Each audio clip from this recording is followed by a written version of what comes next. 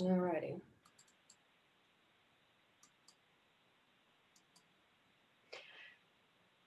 Can everybody see the presentation?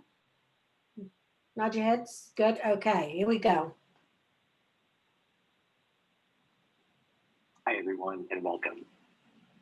The topic of today's discussion is information governance considerations for Microsoft 365. My name is Jim Kozial. I'm a principal consultant with Virtual Clarity. I'll provide additional information about my background in a minute, but I wanted to pause here so you can capture my contact information. Feel free to reach out anytime if you have any questions, need any information, or if I can be a resource for you in any way. I'd like to take this opportunity to thank the leadership with ARMA, New Jersey, for giving me the opportunity to speak with you today. I always look forward to attending the events that the team put together in person, but since that currently isn't an option, I am very excited to be recording this presentation for you today. I've presented on this topic several times, most recently at InfoCon 2020. For those of you who might be relatively new to ARMA, the ARMA community is a very special place with a very special group of people where I've met so many wonderful practitioners with a variety of backgrounds and skills. In the internet age that we're living in, where Google or Bing or Yahoo is often your best friend, I would remind people to take advantage of the benefits that your ARMA membership has to offer. Try to get involved with your local chapter where you can.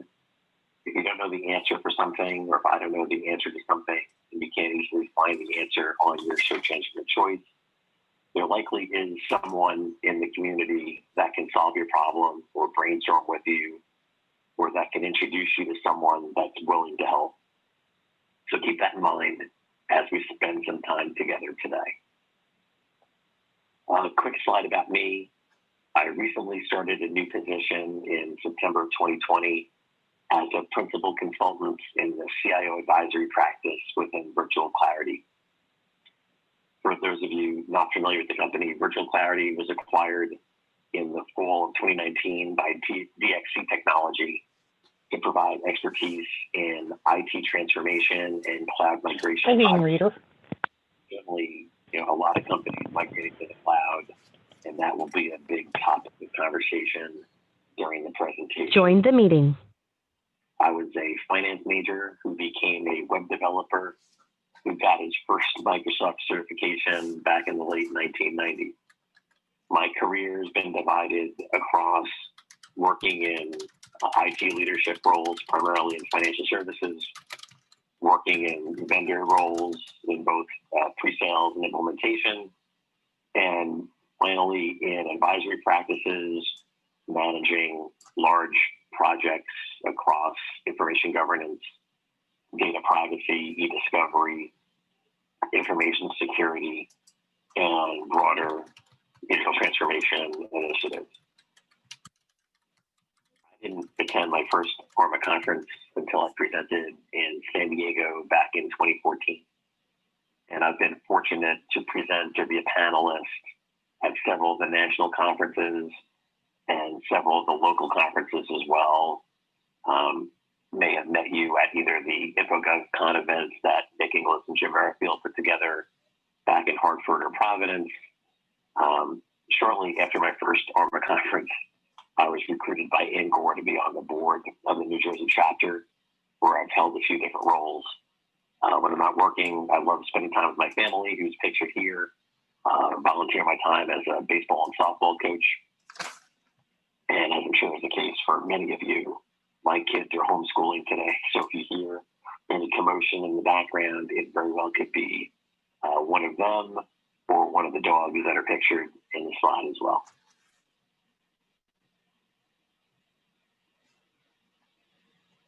So one of the drivers for this presentation really comes from firsthand experience working with organizations that were on their journey to migrate to the cloud. And as the slide says, many organizations that use Microsoft 365 are really struggling with the balance of compliance and usability. There's also a balance between managing organizational risk while also providing the flexibility that users are grown to both expect and require, especially in today's environment. I've participated in deep dive sessions where one of these topics on the slide could be discussed in like a half-day session. So just to manage expectations, this is going to be the Reader's Digest condensed version that hopefully gives you some areas to consider either as you're rolling out Microsoft 365 or perhaps revisiting your implementation. Many organizations were quick to roll out Microsoft Teams, for example, as a result of the increase in remote working during the COVID-19 pandemic. If you were in one of those organizations, some of these bullet points might resonate. There were likely factors that you considered as part of your migration. Again, EDiscovery and legal holds, data and information governance, records management and retention, and collaboration. And as you'll see, some of these topics likely overlap a little bit, but let's use this as a starting point and we can go from there. As I was building this presentation, I came across this quote from Bill Gates, which I had seen several years ago. Microsoft was founded with the vision of a computer on every desktop and in every home. And I'm not quite sure that they're there yet, but they're getting closer every day. And my household is certainly contributing. Join the meeting. That number as well, as I have a personal computer, a work computer. My kids have separate laptops for school in addition to their home devices. I saw a statistic that there are more than 1 billion devices running Windows 10, and I would suspect most of those are laptops and desktops, just like we're using today. Most business environments that I've been in use Microsoft products extensively, and as you'll see, Microsoft is adding new applications with new features and functionality all the time. So there's significant interest in Microsoft products, and Microsoft 365 in particular is gaining a lot of traction in the marketplace. So let's dive into exactly what is Microsoft 365.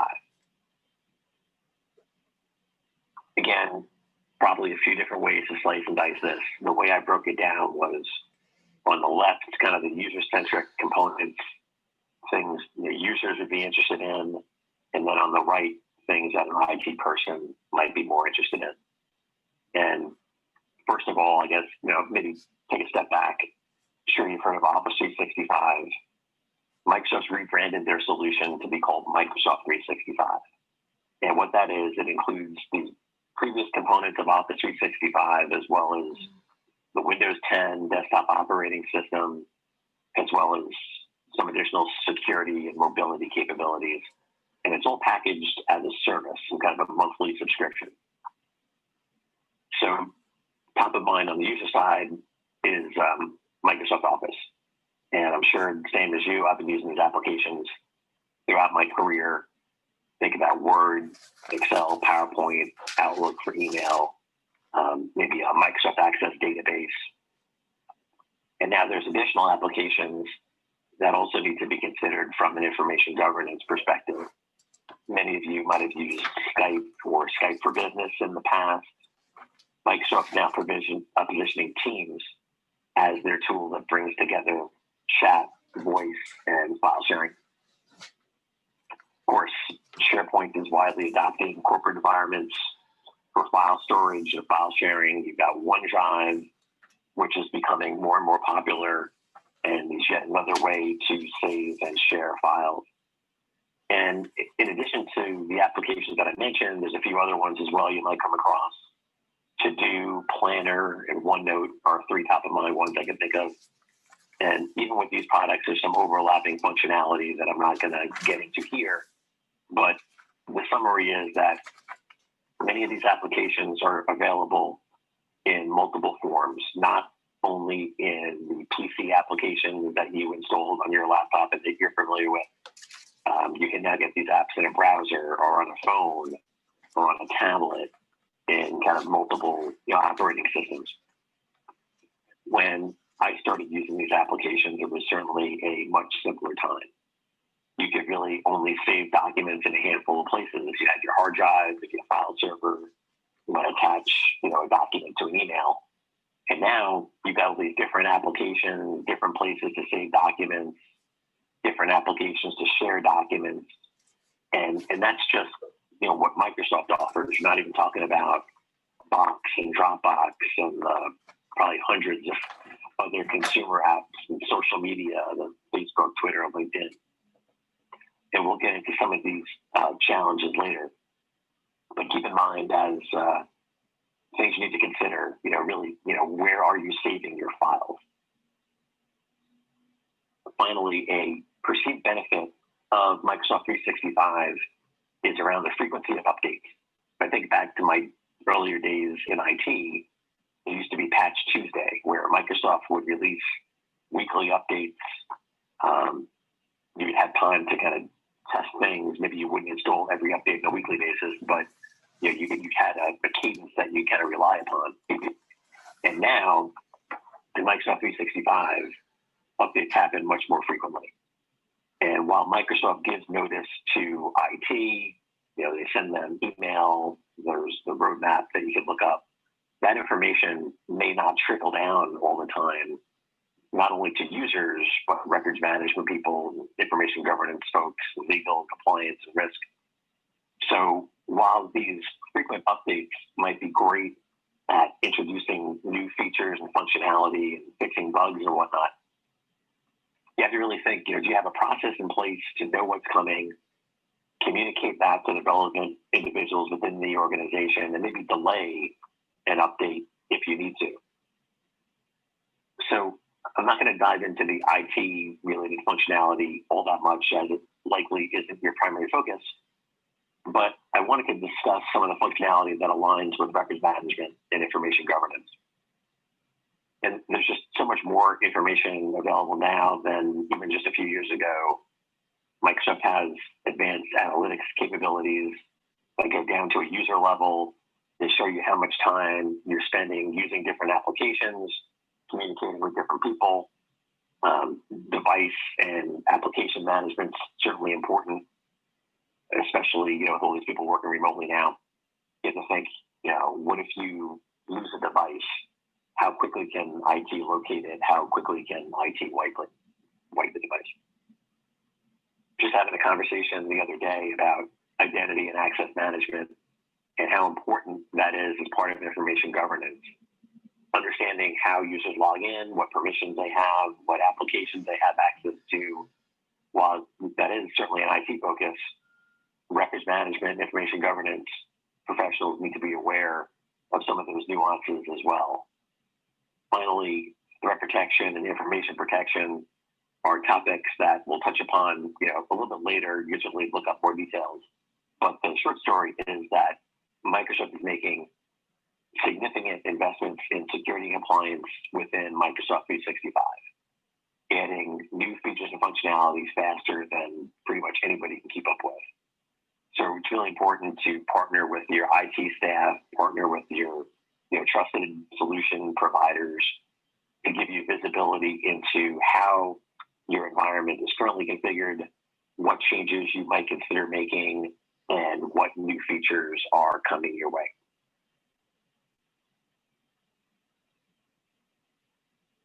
So why is this important? Why is everybody talking about the cloud?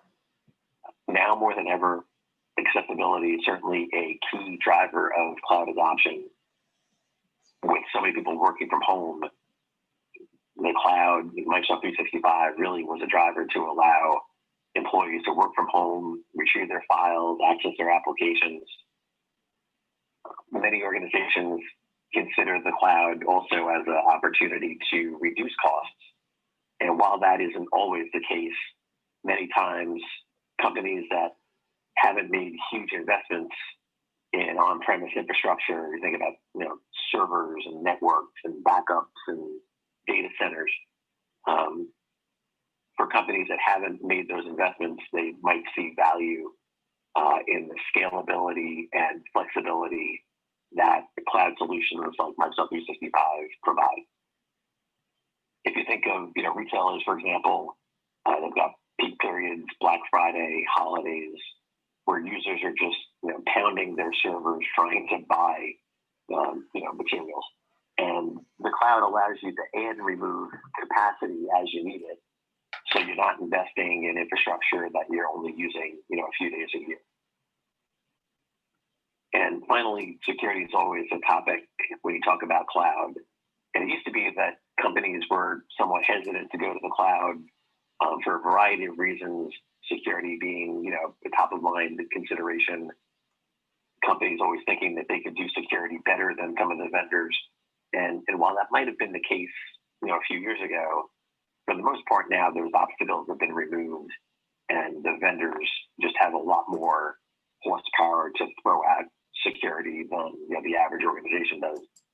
So again, Microsoft, recognizing those concerns, has made major investments in security compliance, looking to add market share and to get people to adopt their platform.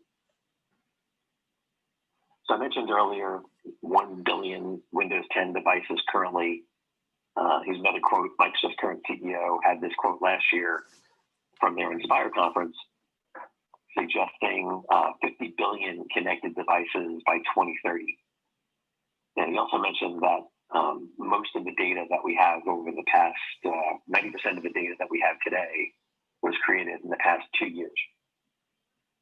Now, I have no reason to disagree necessarily with either point.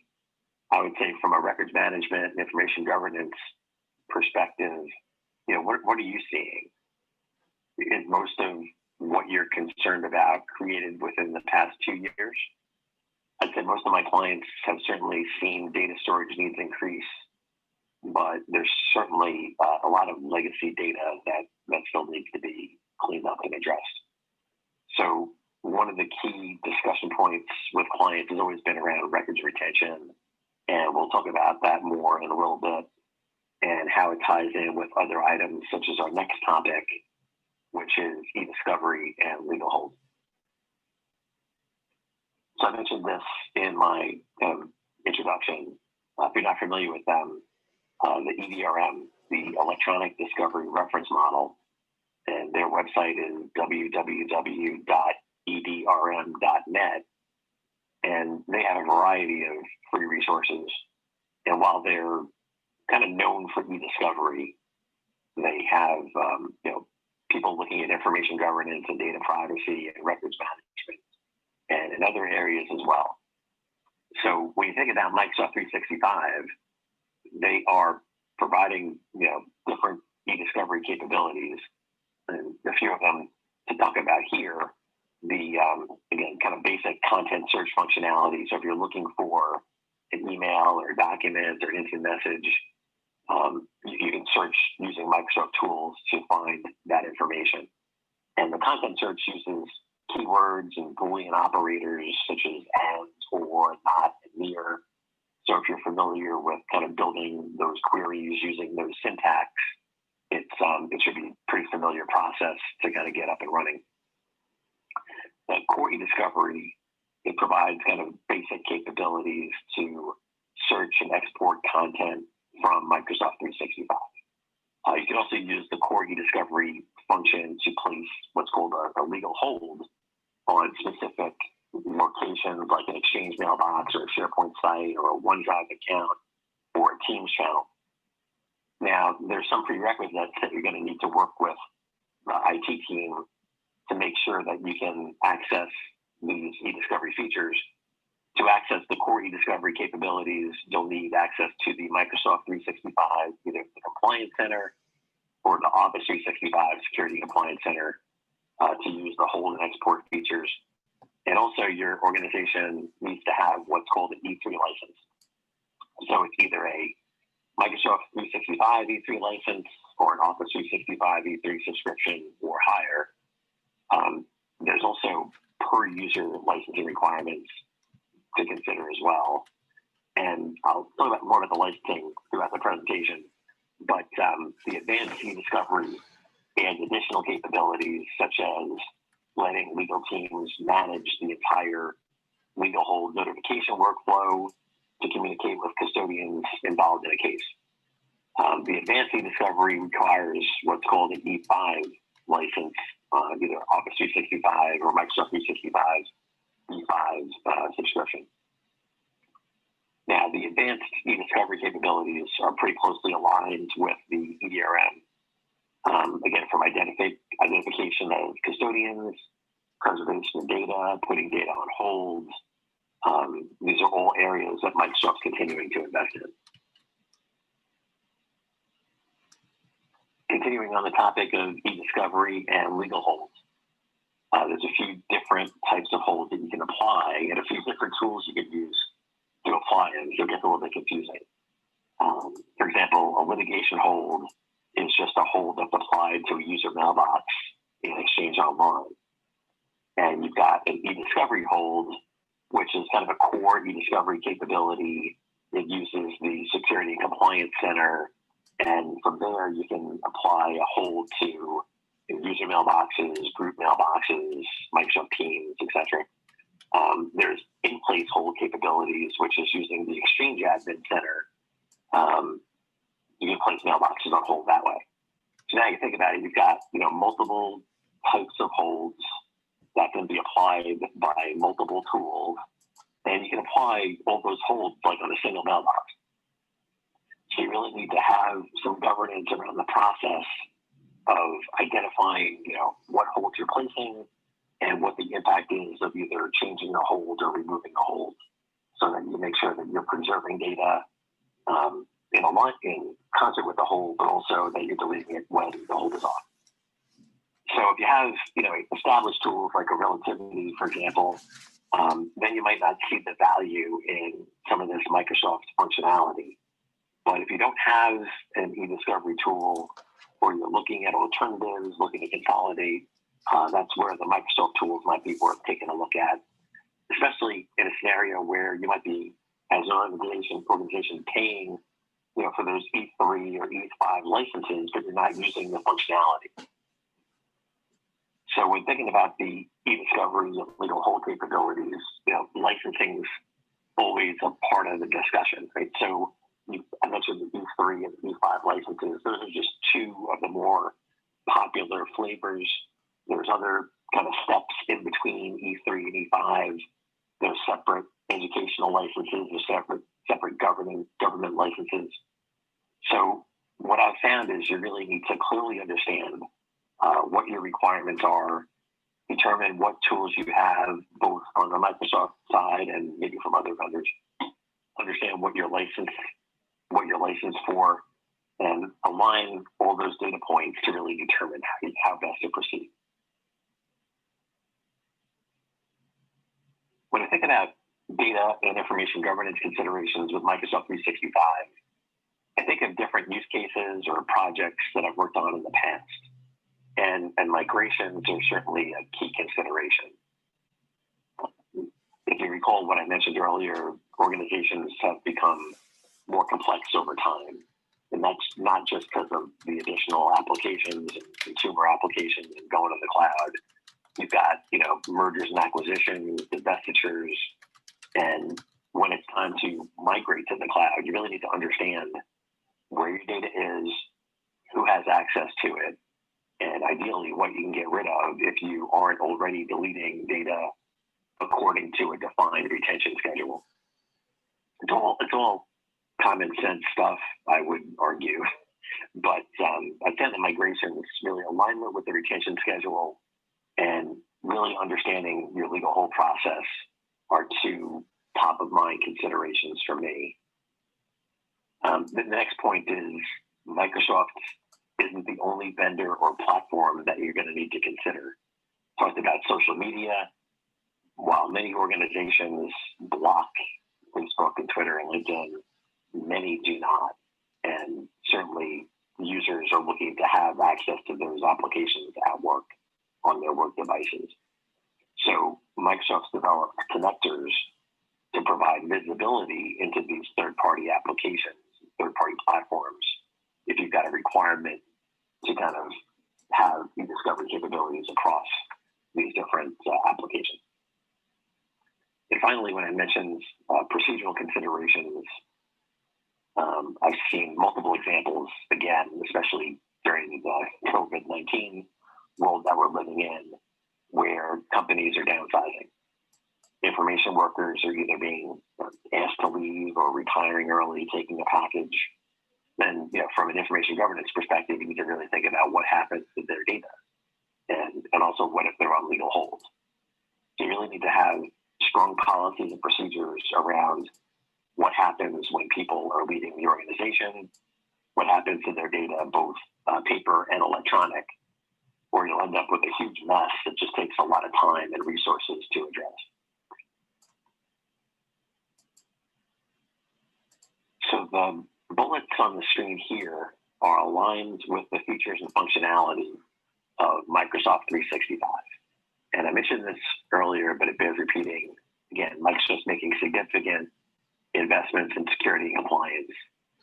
From a risk management perspective, there's much to think about, from an outside threat from the organization. You've got to think about the insider risk, and that needs to be considered and addressed as well. Microsoft provides capabilities to get visibility into data within their environment. So, for example, if you've got trade secrets or patents or other sensitive information that should only be stored in a certain location, you can configure Microsoft 365 to report on or even block using DLP, and I'll get to that in a minute, data from moving around or moving outside the organization. Regulated organizations like financial services, or broker-dealers, investment advisors have a requirement to review electronic communications on a periodic basis. Microsoft's expanding their capabilities in this area as well. So again, if you've got existing tools like a Smart or a Global Relay or a Proofpoint or a ZL, to name a few, maybe this functionality is redundant or it's not of interest. But if you're a smaller organization that doesn't have an established tool, then that's where the Microsoft functionality might be worth considering. Information barriers are another concept where there may be scenarios where you don't want certain members of an organization to have access to information that other members do. So again, think mergers and acquisitions. Maybe there's only a few people in the company that are working on a specific deal. You can configure Microsoft 365 to make sure that certain users, certain communications don't get shared either to the wrong parties within the company or outside the organization. Access management and user and device management also play a role here as well. And again, your organization may have other tools that perform some of these functions, but Microsoft's providing tools here as well.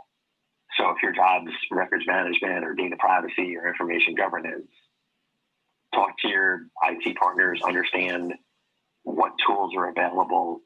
Again, you may already be paying for some of this functionality, but you just haven't enabled it yet. And on that note, one of the areas that Microsoft is really concerned with is around adoption.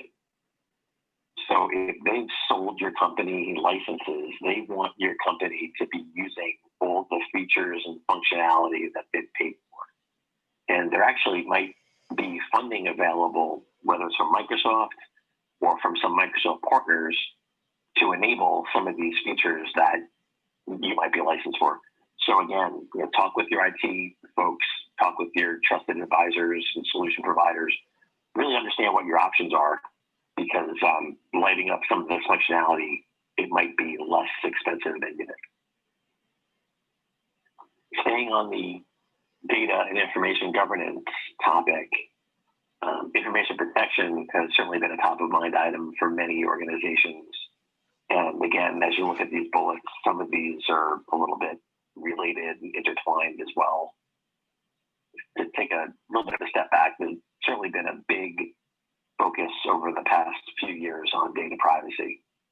First with the General Data Protection Regulation, GDPR, then the California Consumer Protection Act, CCPA, there's just been a lot of activity in the data privacy space.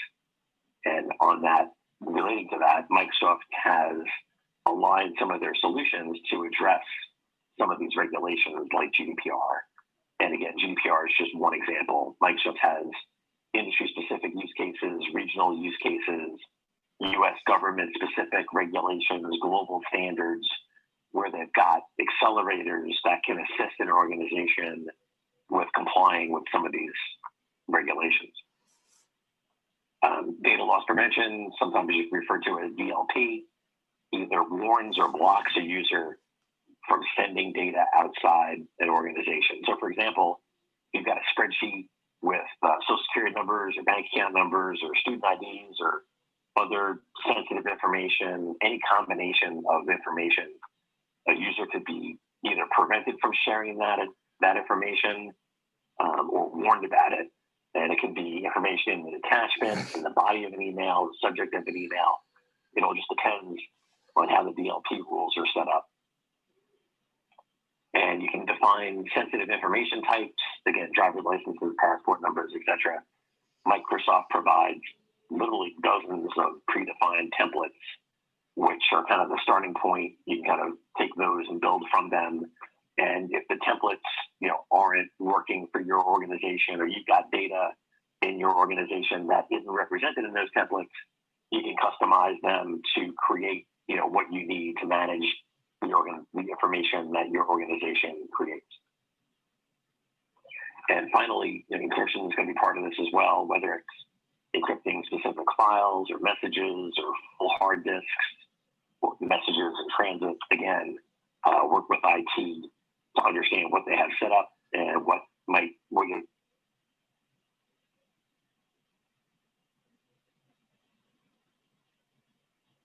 From a records management perspective, you can enable retention policies in Microsoft 365 that align with your corporate, your documented policies.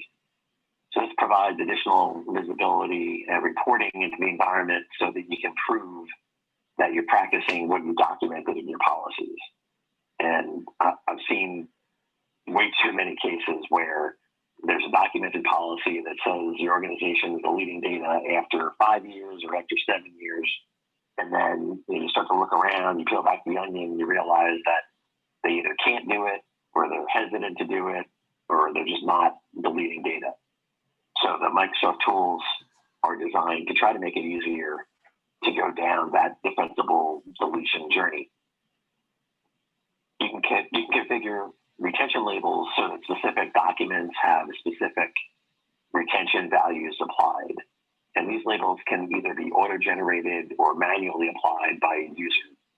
And again, there's licensing considerations here, E3 versus E5, as well as workflow considerations. You need to understand kind of change management, how to introduce some of this functionality, what end user training might be required, what updates to other documentation might be needed. So it's really more than just having an IT person flip a switch. It really needs to be a coordinated effort across multiple stakeholders when you're implementing some of this technology. You can develop organizational or departmental file plans in the tool, which can also position you for defensible deletion. Again, from a reporting perspective, there's out-of-the-box reports that come with the tool, and if those don't suit your needs, they can be customized. You can create new reports as well, but you might need some help to create those. So collaboration certainly adds complexity when it comes to Microsoft 365. And I'll go through some examples of some of these challenges shortly. But the short story is that, again, users have multiple ways to communicate with each other now and multiple ways to share information. And that's just within the Microsoft ecosystem. Doesn't account for the other ways that people can communicate, social media, consumer apps, etc. So when you're rolling out Microsoft 365, there really needs to be a lot of upfront planning to maximize your investment in the tool. You need to keep your information governance, compliance, privacy, legal, business users on the same page, because there's potentially going to be a little bit of a tug of war between, what users want, what IT is comfortable with supporting, what you're licensed for, and also what limits the privacy or compliance or legal stakeholders might want to impose. So prior to joining Virtual Clarity, I spent the last 7 years really focused on information governance and records management and data privacy. And for much of that time, focused on implementing Microsoft solutions.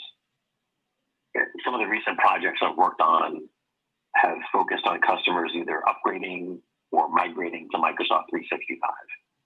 So to kind of talk through a few examples, one was a large global organization, and we were hired by one of their subsidiaries, and they had rolled out Microsoft 365 to a few hundred users in a few different locations and provided some end user training, I think online, and did the migration over a weekend, kind of checked the box, and migration was complete, life is good.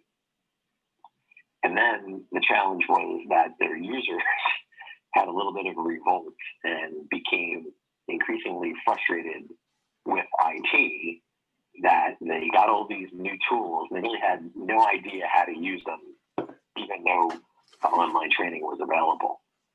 So we started talking to the users, and they're like, well, when should I use SharePoint? When should I use OneDrive? When should I use Teams?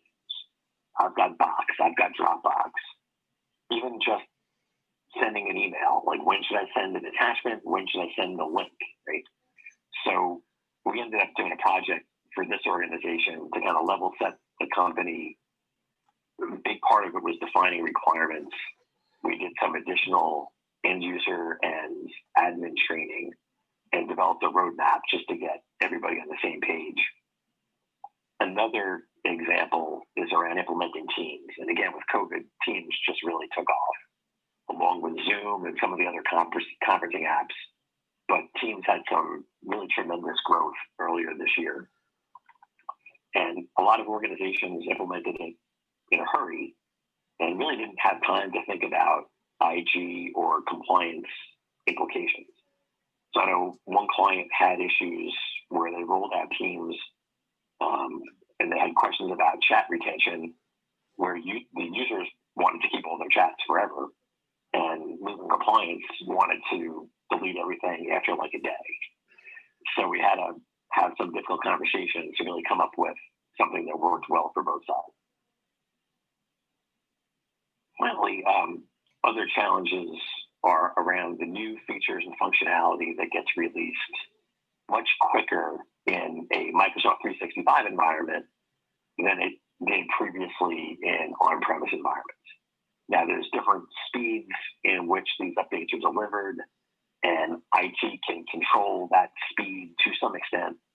But even, for example, when I've done some live demos of the tools, I've had scenarios where I was preparing for a demo on a Wednesday, and you fire up the demo on a Friday in front of the client, and the interface is like totally changed from what it was, a day or two before. So Microsoft provides IT with information, emails about upcoming feature changes, and they post their roadmap on the website. But there really needs to be some governance put around this to have a kind of a coordinated effort to understand what new features are released, when they're released, and the implications of those features on the different stakeholders. So I mentioned earlier how Teams usage has exploded, over the past few months, and COVID has certainly changed and accelerated how organizations are thinking about the cloud and how users are working. So this was one piece of information I found, the State of the Cloud report from Flexera, and it's consistent with other statistics that I've seen. It's just a small sample size, but a few highlights. Half the respondents suggested that COVID would change their cloud plans and that usage was expected to be higher than initially planned. So if I think about it on a personal level, I'm talking to you from my house, haven't been on an airplane this year, haven't been at a client site probably since like January. So, movement to the cloud is probably not going to slow down anytime soon. And that's why companies like Microsoft are really seizing this opportunity, adding new features and functionality, trying to gain market share and adoption so they don't lose out to a competitor. So I wanted to just go through a few discussion topics, maybe summarize some of the things we talked about earlier. Really the number one place where I've seen projects fail is the lack of documented requirements. And it's just so important, and often the step is either just overlooked or rushed. And this is where you really need to define who your stakeholders are across different groups to really build out business requirements, functional requirements, technical requirements, legal compliance. And that could be one document, it could be 5 or 6 documents. But you really just need to kind of get all those stakeholders in a room to understand what you're looking for and how the system needs to be configured. And obviously, in the times that we're currently living in, knowing what your budget is, what you're currently paying for, what you may or may not be using, what you're licensed for is going to be super important. Licensing plays a key role in those budget discussions, tying back to requirements. So really all these bullet points do need to be considered collectively. Understanding what licenses you purchased, when's your renewal, what incentives might be available. Those are all key inputs to make some informed decisions. I mentioned it a few times earlier, but knowing what other tools you have is important. And it's not just Microsoft tools. Microsoft may offer similar functionality, but again, think about, is that enough to make you retire an older tool? Or does the legacy tool do things that Microsoft can't currently do? Are there legacy tools that are so customized that it would just be a major effort to consolidate and retire them? So this is where application inventories and data maps are super helpful to understand what applications are in production in the organization, where data is stored, and to really have that complete picture. And finally, the risk profile. How much risk is the organization willing to accept? Balance with the restrictions that you might put on users. And that balance is critical to understand, as you probably want to have some restrictions in place without totally handcuffing users' creativity and productivity. So again, just the takeaways I wanted to kind of go through here. Talked about it a few times, but just to summarize, certainly a lot of features and functionality within Microsoft 365. Fast and furious, changes all the time, and it's really hard to keep up. So there really needs to be some governance around understanding, what's coming down the pike and what the impact is going to be to your stakeholders. Stakeholder alignment and partnership is going to be key to a successful implementation. Again, not all stakeholders are going to have all the same requirements or all the same things they're looking for. So really just kind of understand, what people are looking for to make things successful. And finally, the implications and understanding, enabling or disabling functionality and the impact that can have on both the user experience and governance.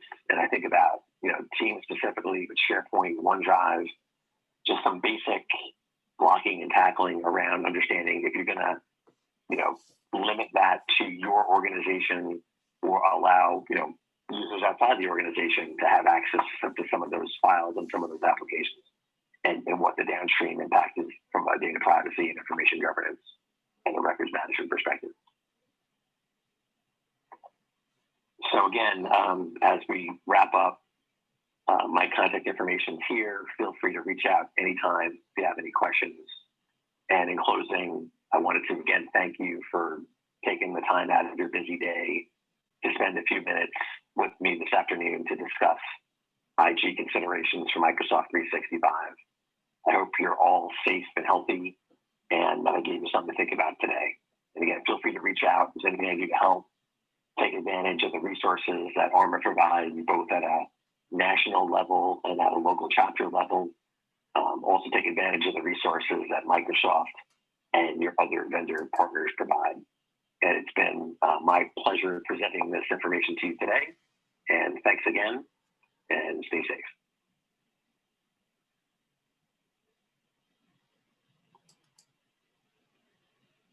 Jim, thank you very much. That was a great presentation. I appreciate that.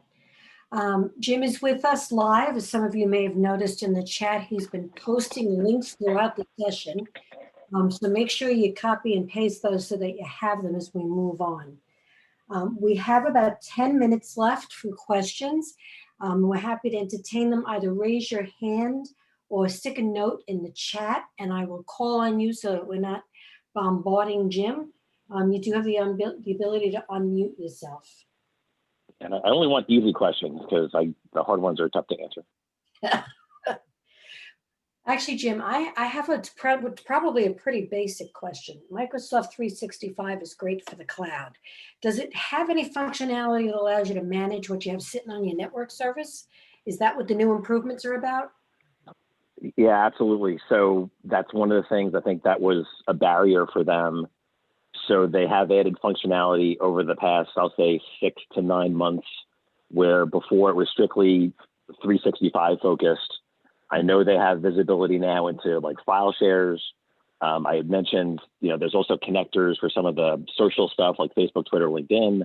And again, that's probably more of a roadmap question to see what else is out there because it probably is more than that.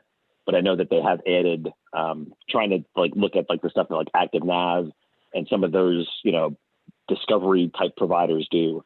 I know that they've added some functionality pretty recently. Yeah, that's a great improvement because that's one of the things I had been waiting for. There was a lot of discussion in the chat, Jim, on change management when it comes to bringing, 365. Do you have any particular advice to offer? Full and Gore. Outside of that, it's really hard, right? And there's a lot of moving parts, a lot of things that are changing, multiple applications. So it's hard for that to be like a part-time job. And I know in kind of smaller and mid-sized companies, it ultimately is.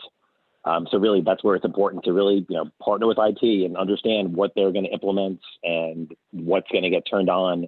And then you have to kind of react to that. There are resources, like I said, you could look at the roadmap, but even that, it's complicated. So it's not something that's easy to do. Great. Ann, you have anything to add to what Jim shared with us? You're on mute, hon. I just undid it. I knew I was on mute. I was trying to type and talk at the same time. not doing that well. Yeah, I think I'm not a Microsoft partner like Jim's company is, but I'm what they call a Microsoft influencer. So I get all of those notices and it is overwhelming. I mean, I just sit there and go, did you? And when I see something that's a really critical component that I know is going to impact my client, and I may not know how to do it physically, but I'll be like, did you see this? Are you looking at this? Are you like, and I think that is very overwhelming. I think that whole process is an overwhelming keeping track of not only what did you buy, but but what else is coming down the pike that Microsoft today just decided, hey, we're doing a major upgrade. Are you going to push that down to your client? Are you going to keep that? Are you going to hold that? Do I need to go back to my requirements? And, I think knowing what you bought, and if you didn't do requirements, I mean, this all goes back to change management. If you didn't do your requirements and know what you needed, maybe you don't have a huge need for everything that's on the records management side, or maybe you don't have a huge need, but it would be enough to suffice instead of you going out and buying another big product or another big expenditure at a time when people are scaling back. So to me, when something falls off the track, it all goes back to nobody was paying attention to the requirements and the ongoing requirements. It's not just, okay, it's a one and done for requirements. It's, I did this, we took this on. Now look what Microsoft decided to do. And we don't get choices sometimes about what Microsoft gets to do. They just kind of do it. And that I think from me, that's frustrating. I don't know about you, Jim, but to me, that's a frustrating thing. So, and like I kept saying, I keep getting dragged into security audits. Can you help us answer these security audits? And I'm in small to mid-sized firms, and I'm like, well, I'm not a security expert, but I'm going to tell you, you don't have that, right? So I think, and that's why I said that's another piece of functionality that they've added over the past 6 to 9 months and added on. They've got this compliance manager functionality, and again, there's licensing considerations around it. But you can kind of go in and say, hey, I'm subject to GDPR, I'm subject to CCPA, I'm subject to ISO, whatever. And they've got, the everything in there. You got to check off, I've done this, I haven't done this, I can assign it to this person. So again, there might be some tools that, might help with that. Great, great. Okay, I don't see any other questions in the chat, although we do have about 5 minutes left. Jim, a couple of closing thoughts from you? Again, just want to thank everybody for jumping on. I was really, immersed in this from, I'll say, Christmas time through the summer. Like I said, I've been doing Microsoft stuff for a long time. I was an Exchange admin and a SharePoint admin and all sorts of things back in the day. Really spent like 9 months focused on this, and even just being away from it for a few weeks, focusing on some different things. Like I said, it always changes. So definitely, reach out to folks, whether it's Microsoft or solution providers or IT folks that are in this every day, because they really kind of can help you, understand kind of what's out there and what's coming.